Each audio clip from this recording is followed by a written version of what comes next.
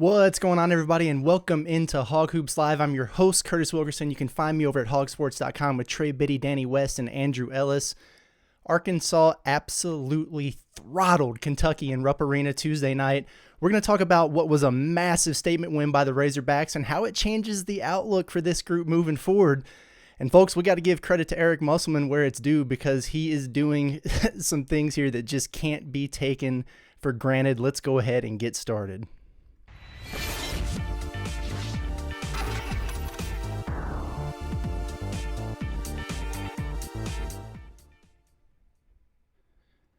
Alrighty, you know all the places you can watch and listen to the show at this point. Be sure to throw us a like, a thumbs up, a 5-star review, subscribe. All those things really do help us a ton in terms of expanding our reach to those Razorback fans out there, and we definitely do appreciate it. I mean, man, is there a better feeling in the world than watching the stands empty with 4 minutes to play in Rupp Arena? If you're a Razorback fan, or really a college basketball fan, because Kentucky's the villain, right? That's what happens with Blue Bloods. That was awesome. Big Blue Nation was trying to beat the traffic out of there last night while Arkansas absolutely embarrassed Kentucky on its home floor. 88-73 win for the Razorbacks. Listen, it was a dominant performance, a breakout performance that I think has been building, it's been brewing, and quite frankly, it's been overdue, but they got it. Really impressive. The second largest margin of defeat by a John Calipari coached Kentucky team at home. The largest win by an Arkansas team over Kentucky since a 105-88 victory in Lexington. That was in the 91-92 season. Eric Musselman's won 3 straight over the Wildcats. That includes the last 2 times they've met in Rupp. Of course, the first time was the COVID year. And he picked up, this was a great time for Muss to pick up his 200th, win as a college head coach. Imagine amassing over 500 wins as a professional coach and then kind of wiping the slate clean, coming over to the college ranks and picking up 200 more in less than 8 seasons. That's incredible. And he absolutely coached circles around John Calipari last night. He just did. Listen, in the first half, to me, I thought this game looked like a Sweet 16 matchup. I was really impressed with both teams early on. I'm serious, man. It was some high-level basketball, big-time playmaking and shot-making. 2 teams really trading blows there. Arkansas got into the break with a 1-point lead at halftime, 41-40. Defense was optional in the first half. Both teams shot over 50% in the first half. It was really kind of turning into a shootout, which was interesting because both teams have run to some dry spells and some uneven play on the offensive end of the floor for various reasons. But both have been pretty solid defensively. But hey, whatever.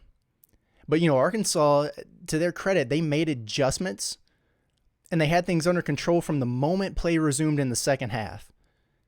It was funny after the game, Muss said he wasn't pleased with the first half defense, and I don't blame him. But he said he gave a spirited speech in the locker room. It probably wasn't for a PG audience, right? But the Hogs turned the heat all the way up when they came out in the second half. They started turning defense to offense, and when this team is doing that, they're incredibly difficult to beat. Within the first 3 possessions, Anthony Black comes up with back-to-back steals and transition dunks. Kentucky has to call an early timeout, just over a minute into the second half. That set the tone.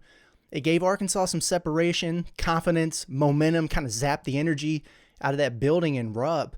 And really Arkansas was in control from there. The Hogs forced 9 second-half turnovers. They converted them into 16 points on the other end. That was a game changer. While we're talking about the defense here, the statistics sometimes don't tell the full story. Kentucky shot 47% in this game. That's a good mark. They scored 73 points. That's enough for a team like that to win in their home building. But for the most part, Arkansas dictated the shots that Kentucky was taking, right? When their big guys are shooting 17-foot long twos, you live with it if they make them. I love Damian Collins as a player. I was hoping Arkansas would get him when he was being recruited. But if he's out there shooting, 17, 18-foot jumpers and making them, you live with it and you move on. And Kentucky did that in some cases, a number of guys. Arkansas was content, it looked like, going under ball screens. And again, Kentucky hit some long pull-up twos, but you take that because you protected the paint. And that was priority number one. But listen, the biggest question coming into this game was whether or not Arkansas could neutralize Oscar Tshiebwe. It's the defending National Player of the Year. The top offensive rebounder in the country. He's averaging 16 points and 14 boards per game.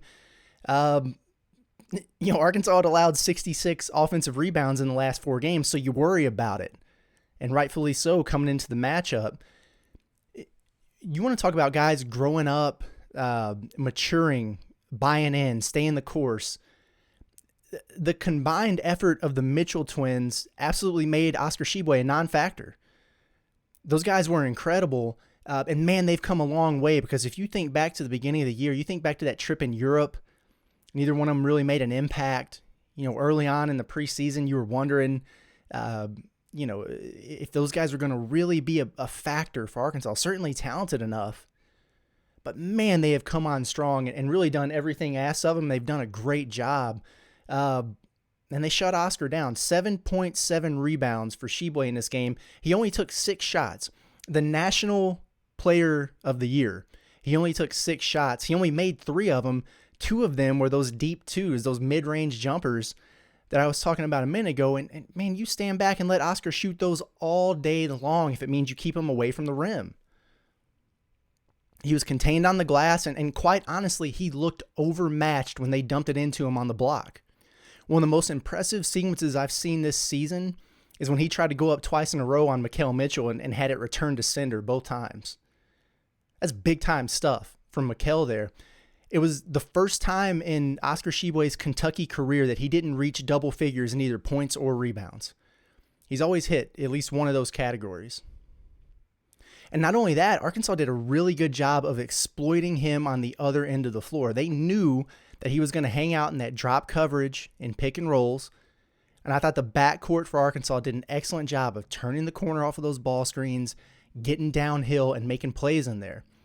Tough finishes, spraying it out, dumping it off, you name it. But they did a really good job of remaining on the attack. They weren't settling for a lot of tough shots. Arkansas was plus 18 in the paint against Kentucky.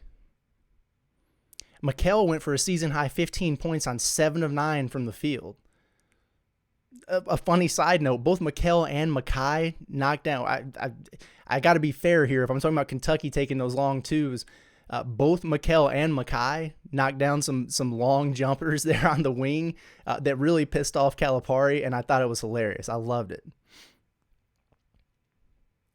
And really, what an offensive explosion by the Razorbacks.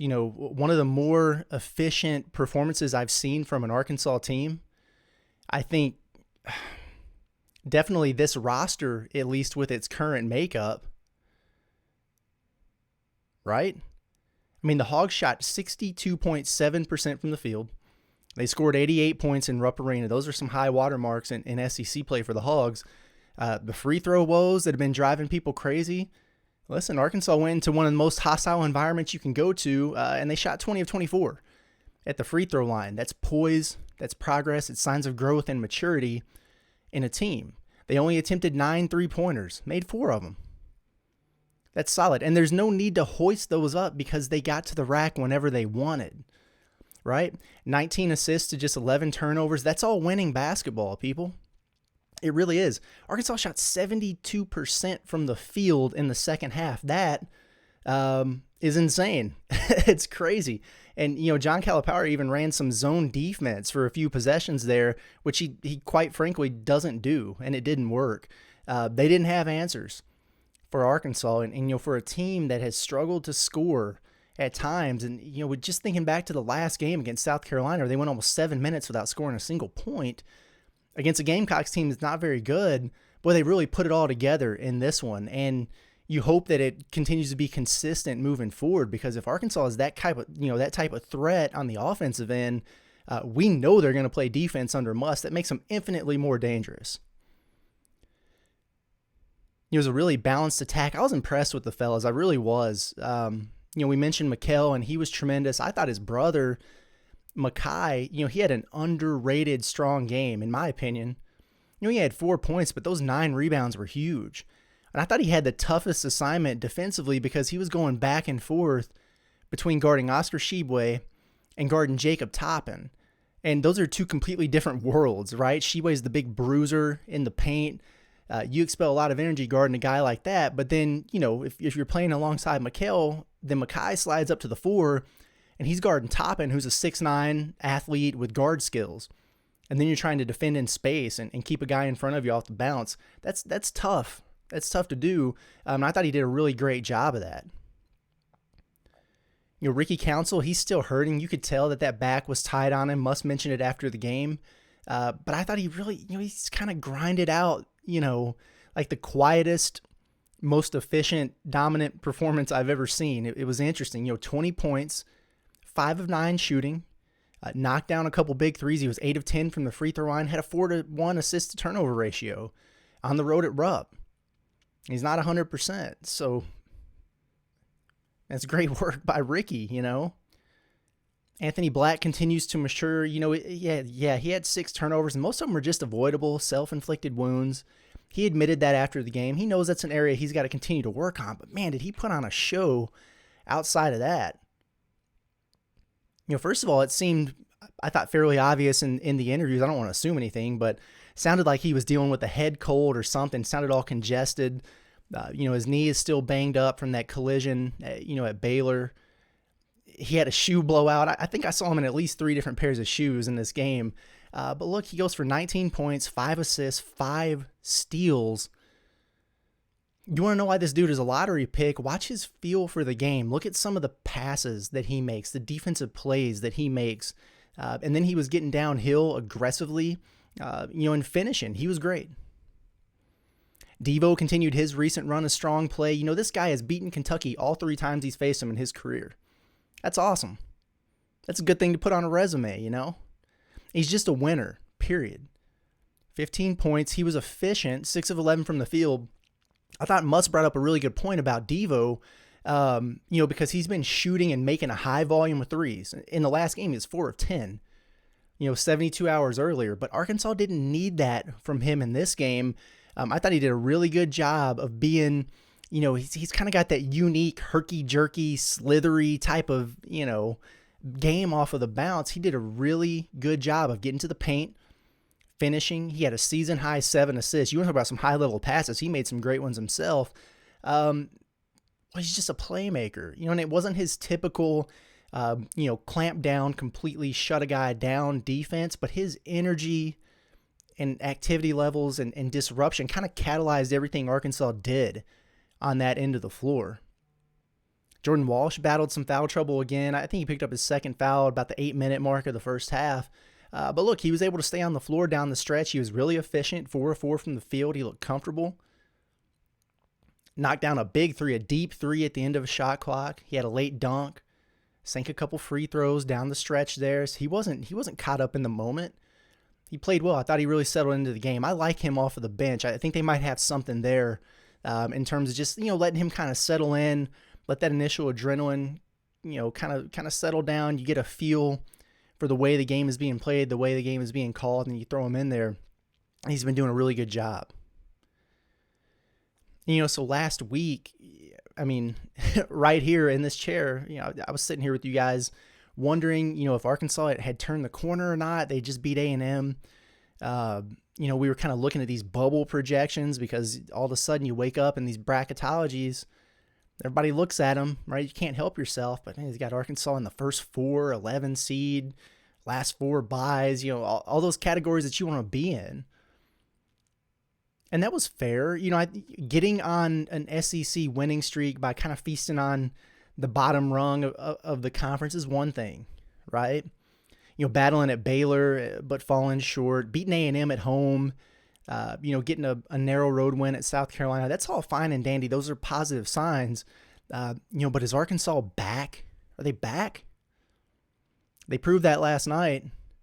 Best performance of the year by far. And I don't care what the situation is with Kentucky. You don't just run the Wildcats out of Rupp Arena if you aren't a good team. And here we go again. Muss is a sandbagger, man.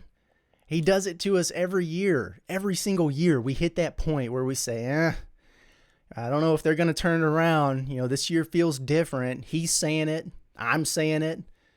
And he takes it a little bit further every season. And just when you start believing, yeah, this one really is different. This could be the down year. He goes and pulls some stuff like this. It's unpredictably predictable. You know it's coming. You just don't know when it's going to happen. Eric Musselman thrives on silencing doubters. I've never seen anything like it.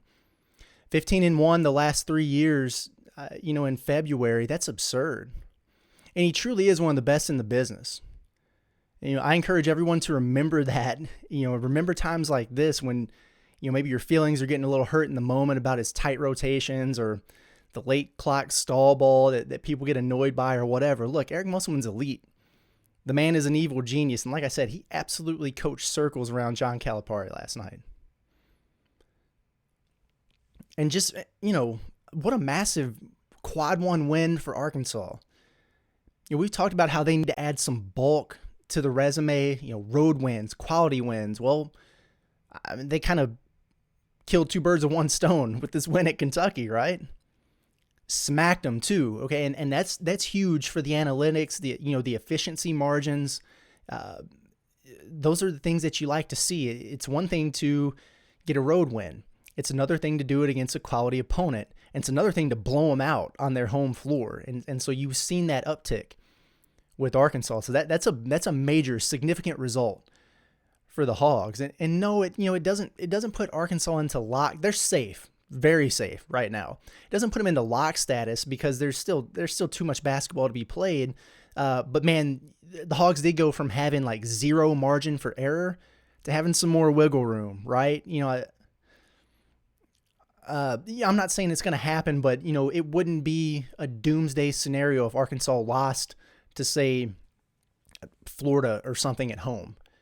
Whereas you dropped this game at Kentucky last night, boy, you want to avoid a result like that, right? So they gave themselves a little bit of breathing room. You can exhale a little bit. They won't exhale because Muss won't let them. I can. You can as a fan, okay? You just feel a little bit more comfortable about things now. I think going into the game, Arkansas was an 11 seed in in Lenardi's projections, and I haven't looked at it, but I saw somebody post on our board they moved up to an 8 and kind of passed Auburn, which they should have because they should have been ahead of Auburn anyway. I understand they lost to them, but Auburn's been struggling. They also passed Missouri.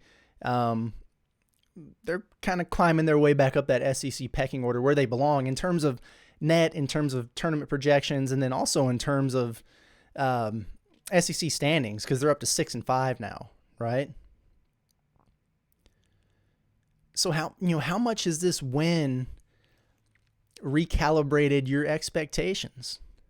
Because that's how this works, right? Last week we're looking at the rest of the slate going, well, what does it look like if Arkansas wins out at home and they lose out on the road because they really haven't been able to figure it out away from Bud Walton? Now you wake up on this Wednesday morning and the optimism has risen like the sun in the sky. It's like magic. It's funny. None of these remaining games on the road are going to be easy by any means. But, you at least feel a little bit better about Arkansas's chances now that they've kind of turned the corner. I do. They're playing really well. At Texas A&M next week, that's absolutely a winnable game. Arkansas, I thought, controlled that one at home last week, but, Muss hasn't won at Reed Arena, and the Aggies, quite frankly, are going to be highly motivated after getting punked in Fayetteville.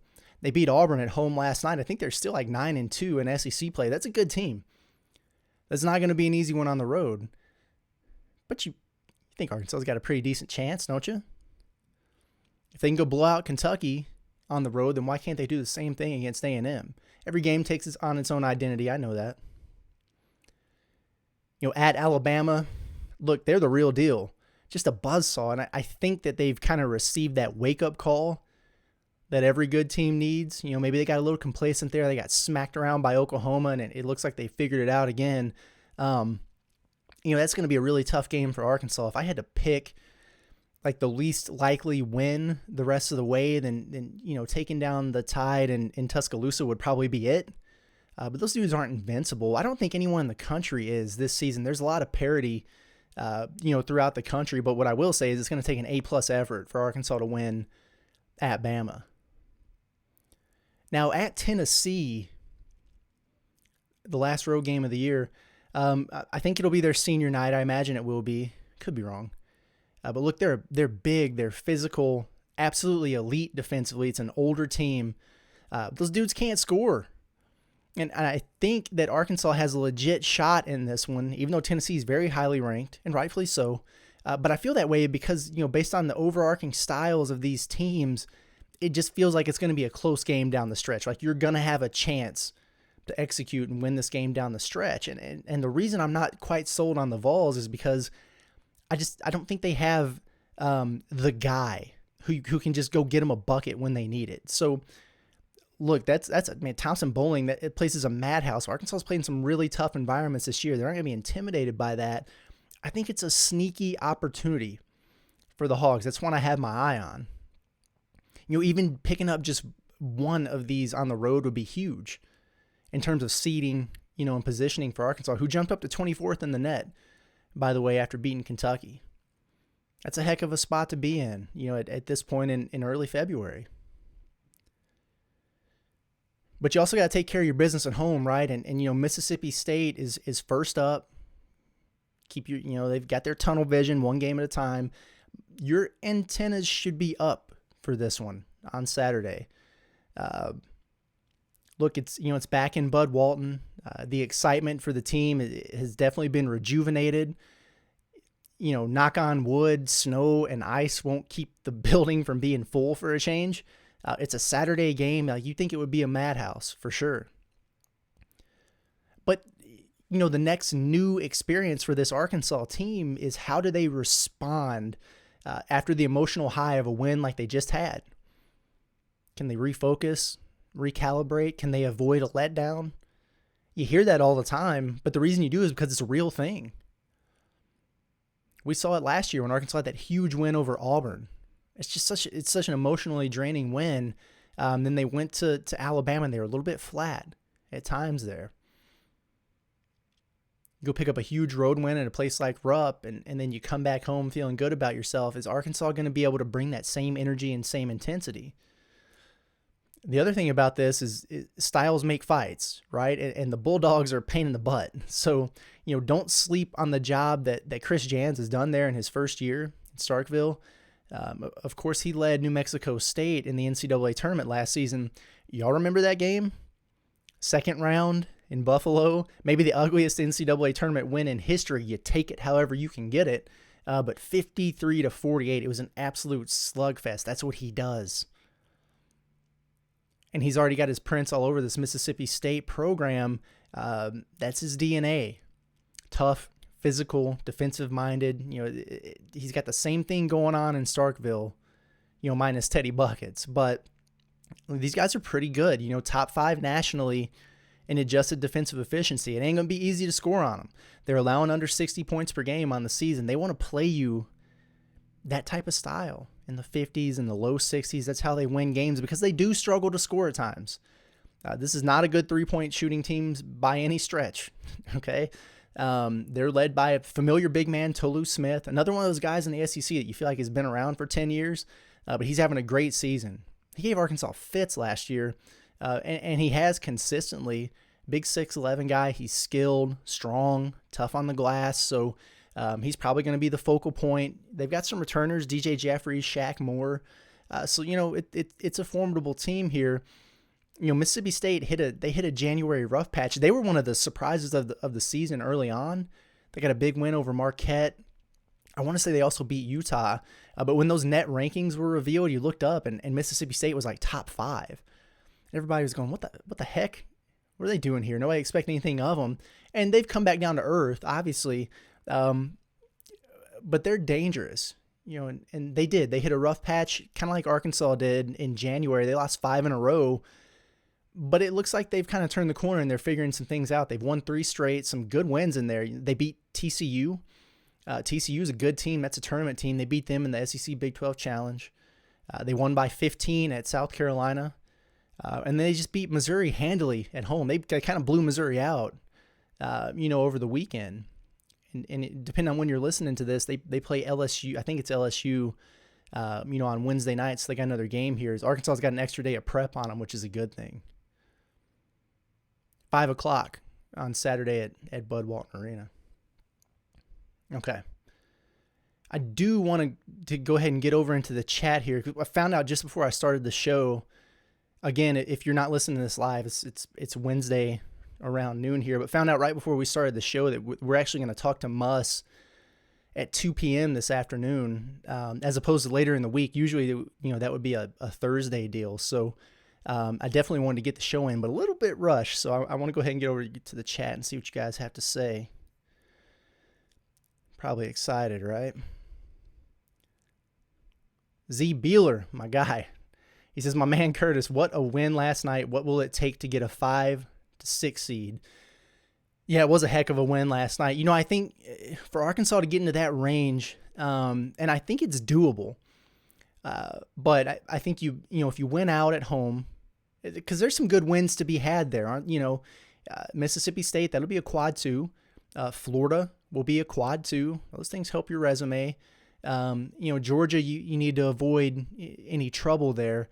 But Kentucky, they kind of took it's the double-edged sword of beating the hell out of them last night, right? Because they were hovering right around that top 30 range, which would have made them a quad 1 when they came to Fayetteville. But I think they dropped like 8 or 9 spots because Arkansas pounded them. So we'll see if they get back up there. At the very least, that game against Kentucky will be a quad 2. They could sneak back into quad 1 territory. So handle your business at home, and you add some padding to the resume there. But I think to really get into that 5-6 seed-ish conversation, you probably need to pick off, one of these big road games that could really put you in a good spot. Like if you go win, in Tuscaloosa, you go win in Knoxville, then I think that could put you in a pretty good spot there. Yeah, Beeler also says Musk got his 200th win also. What a place to do it. Yeah, that's crazy, man. 8 years. It's just so weird to me. Like I said, he just kind of just turned the page, like wiped the slate clean after, everything that he's done. I wrote an article recently. I was able to talk to a lot of people that he's worked with, or coached in the past, in the NBA or in the CBA, and just, back in the 90s up until he, kind of got things started with his college career. And it's crazy, some of the things he's done, the experiences that he's had. And for him to just kind of wipe that slate clean and then just start over as a college coach, which is a completely different world, and do what he's done, it's really been nothing short of incredible. He's a hell of a coach. Jackie Price says the Mitchell twins are a handful. Ain't that the truth? Oscar Tshiebwe feels it. That was, that was really impressive. I can't say enough about the progress those guys have made. And look, that's why they are here, which is what I think makes it even more awesome that they played as well as they did, because it was painfully obvious after that Duke game in the Elite Eight last year that Muss attacked the portal with the intention of, we are going to beef up our front court. We're going to add size. We're going to add length. And we're not going to have the Oscar Tshiebwes or the Mark Williams of the world take advantage of us and expose us anymore. And that's not a downer on Jalen Williams. He was phenomenal. Incredible charge taker, unique player, but they added rim protection. They added depth. And this is why they did it. And it was the first time that they were really able to showcase that. I thought the Twins really stepped up to the plate. Cody L. James says, can't be an episode without a mention of NSJ. Word on the street is Mississippi State. The word on the street changes day to day. Stay tuned. There's going to be an update on Nick, I believe, sometime today. Bueller says the Mitchells had their best game as Hogs. Walsh also was a factor last night. We keep playing like this and we're going to be tough out. I agree. They're rolling. Zachary Hall, the best storm tracker out there. It's Curtis, you're the man. Muss for president, woo pig. Appreciate that. If Muss ran for governor right now, would he win? I think he probably would. Doug Creasy says, I think the whole team played their best game of the season. Yeah, they really did. I mean, on both ends of the floor, they figured some things out defensively. They took Tshiebwe out of the game. It was a clinic on the offensive end. They stayed poised. How many times have we seen Arkansas get those double-digit leads, in the second half? They get a little bit comfortable. All of a sudden things get stagnant on the offensive end and teams chip away, and then they lose these games. And it's been frustrating. I know it's been maddening for the coaching staff and for the guys. Not only did they get over the hump, I mean, they never let it get dicey. I think that was a really important result. Bill says, what did you think of the unis? Thought they looked amazing. Yeah, those are sweet. I like those a lot. I guess I didn't realize they had those in the bag. I was familiar with some of the other ones. I knew the pink ones were coming, but that was a pleasant surprise. Those look sweet. Cody L. James says, as good as last night's win helps us, we still can't afford to stumble and lose a game we shouldn't, one game at a time. Yep. Yeah, we kind of talked about that. It's still important. Gives you a little breathing room, but yeah, you still got to handle your business for sure. You don't want this to be, a reason why you can have a slip up, right? You want it to be a reason why you can exceed what your expectations were going into this stretch run. Dustin Hoofman says, Musselman, the star of adjustments and making the best out of what he has. Yeah. It's crazy. He always finds a way to put the pieces together. It's been impressive.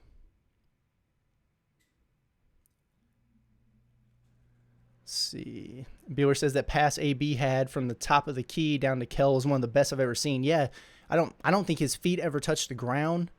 And man, it was a touch pass. He caught and whipped that thing in there. That was kind of what I was talking about. You want to know why Anthony Black is a lottery pick? It's plays like that. Because that's skill, execution. It's also awareness. A lot of guys don't see that in advance, and AB does. That was nice.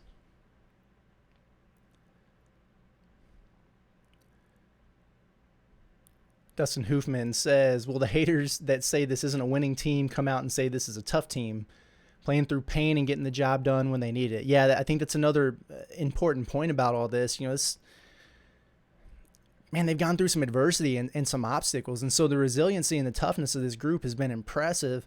Obviously they've been down a couple bodies for a long time here. And, guys right now, they're warriors. They're just going through it. Mentioned AB.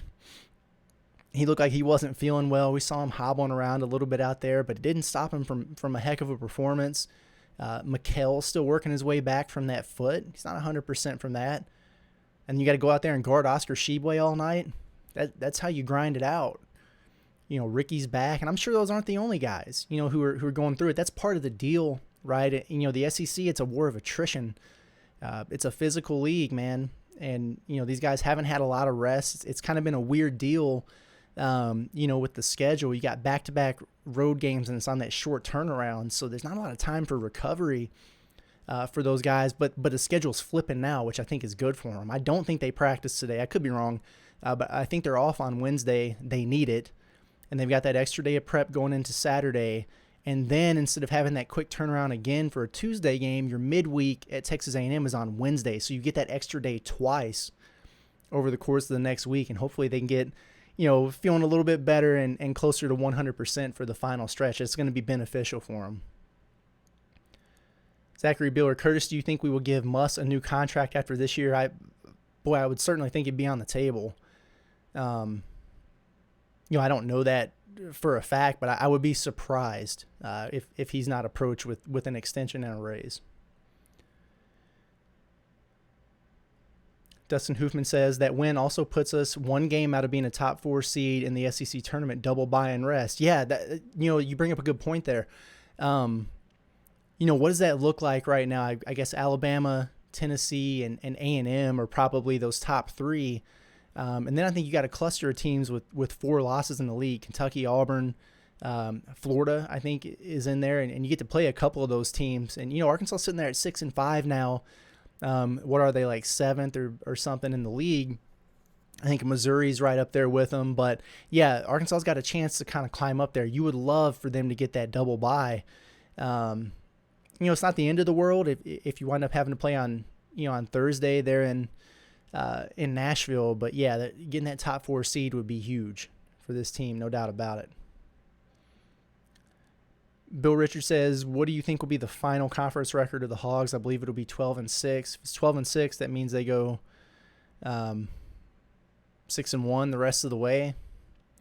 They can certainly do it. Man, I guess it depends on how healthy they stay. Those are 3 really tough road games. I would probably lean more towards an 11-7. Maybe go 5-2 the rest of the way out. But look, you can't put anything past Eric Musselman. The dude doesn't lose in February, so I mean, all bets are off, right?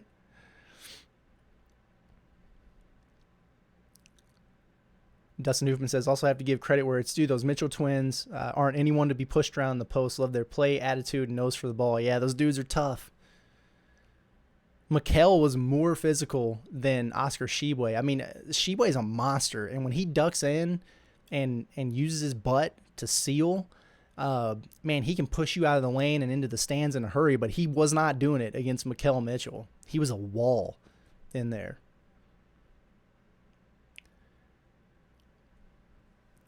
Bueller says, still get pissed about that Bama game last year. If we get a better call in the last minute, we win. Also, JD took a horrible 3 to end the game, but you live with it. Yeah, that definitely wasn't the best shot selection from JD there at the end of that game. You'd like to, get something going downhill or whatever. But if you remember, even after that, I think it was off of a missed free throw. But, Devo had a look there from about half court. They had a couple shots to win that game. Yeah, you're still ticked about it. So am I. I know Muss is, man, because he talked about that thing up until like the Sweet 16 after it happened. It's going to be really interesting to see how amped up they are for this game, at Alabama. I think they feel like even though it wound up being a 15-point game, I feel like they feel like they let one slip away against Bama at home, because if you remember, it was a 2-point game with under 5 minutes left, and they had 3 threes in a minute and kind of got buried there. I know they wish they could have that last segment back, so they're going to be fired up for it. Zach Van says, if Nick Smith comes back, and that's a big if, who loses minutes? Man, that's a good question. I really need to just dive into all, get a spreadsheet up and try to figure that out. But what I do think, right now, for the most part, I mean, you've got, Anthony Black, Devo Davis, and Ricky Council nearly playing 40 minutes per game. I mean, they almost are. And if you just take 5 apiece off of all 3 of those guys, that's 15 minutes available. Pinion, for example, got in there for, I think, 5 minutes, the other night or last night.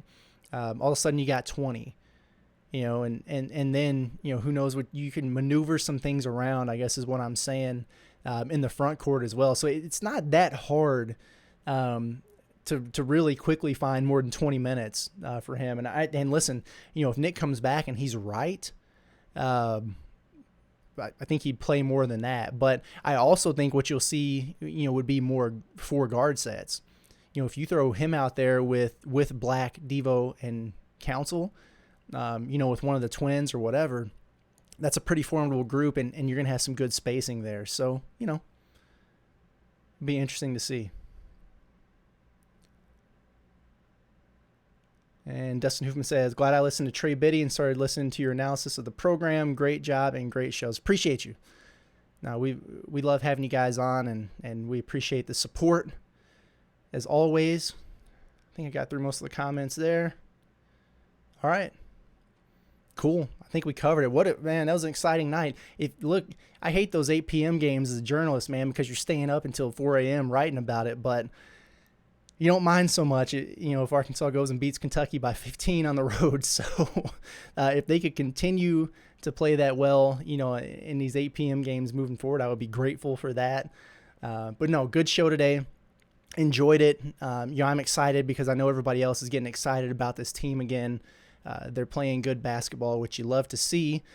Remember, Saturday, 5 p.m. at Bud Walton Arena, Arkansas and Mississippi State. I think that's an ESPNU game. I'd have to go back and check. But should be an exciting one. Another big opportunity for the Razorbacks, who appear to be turning the corner. We will definitely be back at some point next week. We might preview that A&M game. We might come to you after that on Thursday. We'll just kind of see how the schedule shakes out. But as always, appreciate you guys tuning in. Love the feedback. Love the comments. The Q&A is my favorite part about this. Hope you guys have a great weekend. This has been Curtis Wilkerson with HawgSports.com, and we will catch you next time.